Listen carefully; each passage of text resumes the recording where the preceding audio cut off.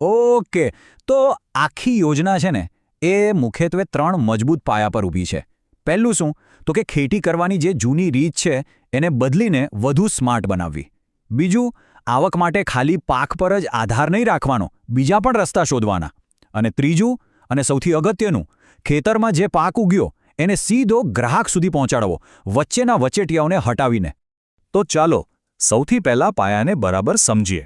તમને ખબર છે, જેમ આપણે પોતાનો હેલ્થ રિપોર્ટ કઢાવીએ છીએ, બસ એ જ રીતે હવે જમીનનો પણ પોતાનો એક હેલ્થ રિપોર્ટ બને છે, જેને કહેવાય સોઇલ હેલ્થ કાર્ડ. આ કાર્ડ શું કરે? એ બતાવે છે કે ભાઈ તમારી જમીનને કયા પોષક તત્વોની જરૂર છે અને કયા નથી. આનાથી શું થાય? ખોટો ખર્ચ બચી જાય. જરા અહીં જુઓ, આ ફરક કેટલો મોટો છે એ સમજાશે. પહેલાંની રીત શું હતી? બસ અંદાજથી કામ ચાલતું હતું, જાણે અંધારામાં તીર મારતા હોય. પણ હવે સોઇલ હેલ્થ કાર્ડ છે, એટલે કે ડેટાના આધારે એકદમ નિશાન પર જ વાર થાય છે. અને એનું પરિણામ શું આવ્યું? ખર્ચ ઓછો, ઉપજ વધારે અને જમીન પણ તંદુરસ્ત. ચાલો હવે વાત કરીએ બીજા પાયાની. એક કહેવત છે ને કે બધા ઈંડા એક જ ટોપલીમાં ન રખાય. બસ એ જ વાત અહીં લાગુ પડે છે. વિચારો, જો એક પાક નિષ્ફળ ગયો તો શું ખેડૂતની આવક સીધી 0 થઈ જવી જોઈએ? ના, બિલકુલ નહીં. અને એટલે જ હવે સમય છે આવકના સ્ત્રોતોને વધારવાનો, એને ડાયવર્સિફાઈ કરવાનો. આ ચાર્ટ પર નજર કરો.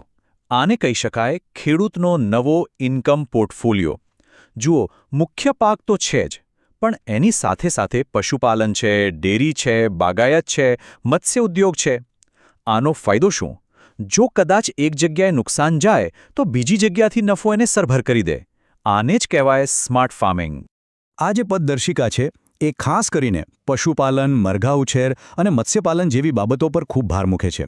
અને આ બધાને ભેગું કરો ને તો એને કહેવાય સંકલિત ખેતી. મતલબ કે એક સિસ્ટમ જ્યાં ખેતરનો કચરો પશુઓનો ખોરાક બને અને પશુઓનું છાણ ખેતર માટે ઉત્તમ ખાતર બની જાય. બધું જ એકબીજા સાથે જોડાયેલું છે, એક સાયકલની જેમ. ઓકે, તો પાક પણ સરસ થયો છે અને આવકના બીજા સ્ત્રોત પણ ઊભા કરી દીધા છે. પણ એક મિનિટ, જો આ બધી મહેનતથી તૈયાર થયેલી વસ્તુ વેચાય જ નહીં તો એનું શું? એટલે જ આવે છે ત્રીજો અને કદાચ સૌથી અગત્યનો પાયો, માર્કેટ, એટલે કે બજાર. ખેતરથી સીધા ગ્રાહકના ઘર સુધીની એક મજબૂત કડી. આ આંકડો આપણે પહેલાં પણ જોયો હતો, પણ ફરીથી જુઓ, 35%. જરા કલ્પના તો કરો કે કોઈ ખેડૂત 100 રૂપિયાની મહેનત કરે અને એમાંથી 35 રૂપિયા તો સીધા પાણીમાં જતા રહે. કેમ? કારણ કે પાક સાચવવા માટે યોગ્ય સ્ટોરેજ નથી, એને પ્રોસેસ કરવાની સુવિધા નથી. સાચું કહું તો આ ખાલી ખેડૂતનું નહીં, આખા દેશનું નુકસાન છે.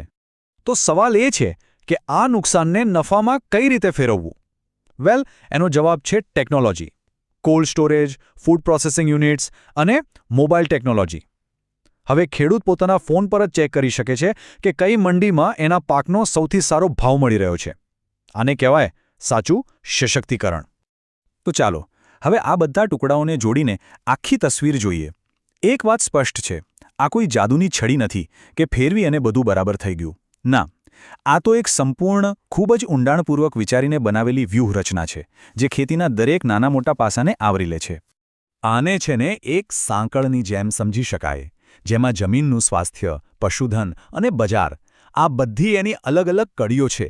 અને આ બધી કડીઓ એકબીજા સાથે મજબૂતાઈથી જોડાયેલી છે. જો એમાંથી એક પણ કડી નબળી પડી કે તૂટી ગઈ તો આખી સાંકળ નકામી થઈ જાય.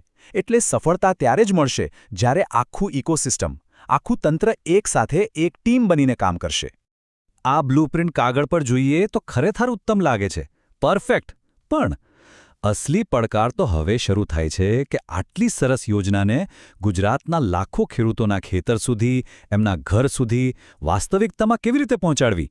એ જ તો સૌથી મોટી કસોટી છે. શું આપણો સમાજ, આપણું તંત્ર આ પડકાર માટે તૈયાર છે? આ એક મોટો સવાલ છે જેનો જવાબ આપણે સૌએ સાથે મળીને શોધવાનો છે. જરૂર વિચારજો.